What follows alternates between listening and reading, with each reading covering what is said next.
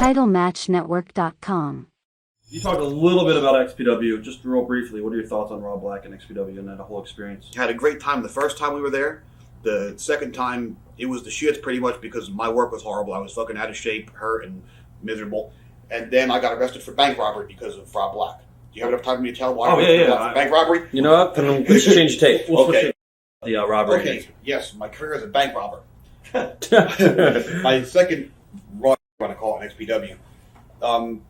We started to get weekly paychecks because, the way they wanted to do was go national and this and that. I mean, Rob Black has money. People enjoy the pornography, so he goes ahead and he starts mailing us checks every week.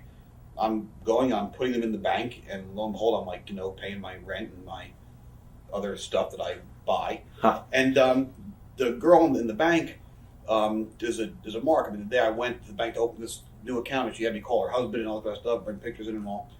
I mean, as far as I knew, my checks were all clear and everything. All of a sudden, I come home one day, and there's a note in my door, a card from a detective. You go down to the store. I go down. I'm like, what's going on, man? They said, well, there's a problem with the bank. So I walk across the street. I'm like, what's going on?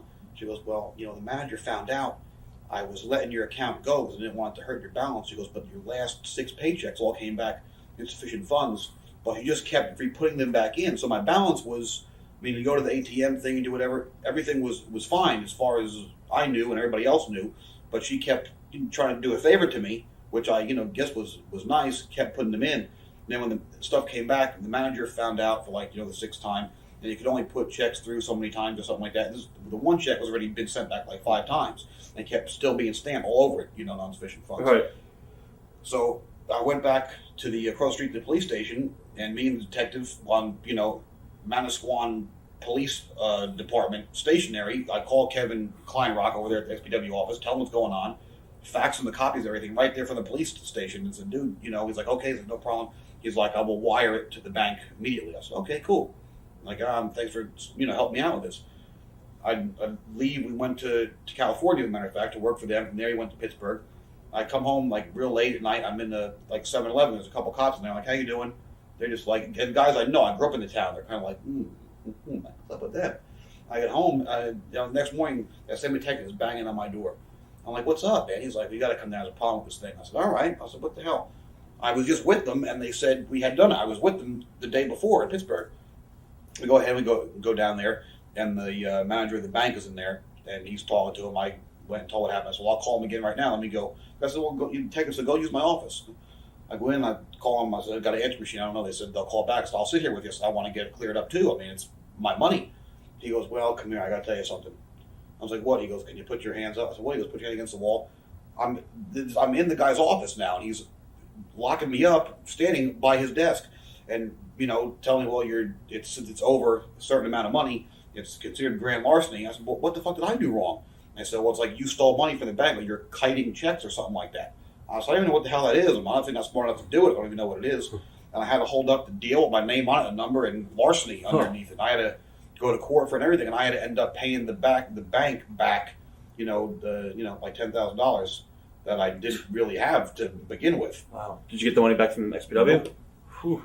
So they owe you like $10,000 maybe? Yeah. And as that was going on, it was when they got raided by the FBI, and I brought all the stuff in, and it was like Shane had given me copies of the stuff that was, because it happened because of a DA in Pittsburgh, which seems kind of odd to me since they fucked Shane worse than anybody, and it just so happens the DA from Pittsburgh is the one that got him. Seemed kind of fishy to me, But he gave me all the papers saying, hey, look, their accounts were closed by the FBI and all kind of stuff.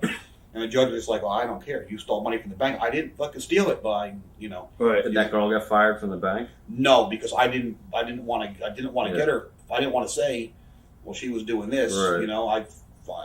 They just said, well, these checks were sent back. Obviously, they're not sent back to me. They're sent back to the bank. I didn't want to put heat on anybody else, but she was trying to do me a favor, All right. When what happened between I guess you guys and Court Bauer in New York over a wrestling ring? Maybe I don't know what that is. Oh yeah. Court Bauer called me and said, I'm doing this show in Manhattan Center. I want to book you on it. You can work with C.W. Anderson. I mean, C.W. Anderson's a fucking, he's a hell of a worker, but our stuff just, I couldn't see us meshing real well and having a great match. You know what I mean?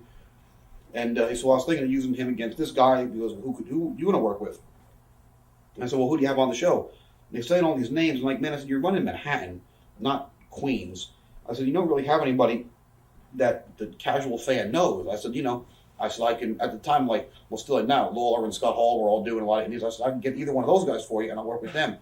He's like, no, I don't really want that kind of show. I want more of a hard-hitting show. In other words, I don't want anybody on that's going to draw people. I just want to run a show and spend my own fucking money to draw the 100 smart marks that are going to come irregardless, And so I want Terry Funk. I said, I'll get Terry Funk for you. So I called Terry and I said, man, he was like, God damn, I told that guy I don't want to fucking work on him. I said, oh man, I was, hoping maybe you kind of work with me. He's like, oh Christ, God damn it. How can I fucking say no now, you son of a bitch? So I went ahead and, had the match and all. And Court was telling me about his, money woes or whatever. And he couldn't find a ring. And me and Bam Bam had a ring. We bought the old ECW ring off Frank Goodman that was still stored up at the Elks Lodge. And we were going to open a school. But at the time, the ring was just, sitting in the building we were going to use. So I said, cool. I said, I'll give you, our ring for only, he was getting like a ridiculous. People knew the guy had money, so they were trying to take him for a ride. Oh, yeah. So I didn't want to fuck him. I said, give me like $500 and I'll fucking bring the ring and my brother and we'll fucking put it up. Well, we needed the ring cut down to fit in the building, and me and Babe were putting the school in. So I get there, and 2 ring posts are fucking like 4 feet shorter. I couldn't fucking use it, and it was the morning of the show. So like, oh shit! So I'm calling all over the place. I found those 2 messed brother guys, and they happen to have their ring still in the truck. I said, well, come fucking, put it up. I said, we'll get you. They're blowing me $500. So they get there. They couldn't fucking put the ring up in the elevator and walking upstairs. The 2 fat dudes in there not doing shit. Tammy, my little brother, and his 2 friends are put the whole fucking ring together. And then at the end of the night, they're like, well, how do we get paid? I said, well, here. I just wrote them a check from me. And fucking when I got paid by Court, I was like, well, you told me it's this much for me and Tammy, but I only paid me for me. And she worked fucking Terry Funk, DDT'd her, bit her on the ass, fucking got juice all over. I mean, she was happy to work with Terry Funk, but it's our fucking living. Don't fuck us. I said, what about the ring? He's like, well, we didn't get your ring. I said, but I still got you a fucking ring. So my check I get to the Mess Brothers bounced, so I never got fucking paid. And for some reason, Court Bauer was hot at me that I bounced the check on somebody else. I don't know if they chased him down for the money or what, but deserved to get paid by somebody, and mine would have cleared had he paid me for it like he was. I just figured he wouldn't know whose ring was whose. I just know that I took on the responsibility to get the ring there and get it set up.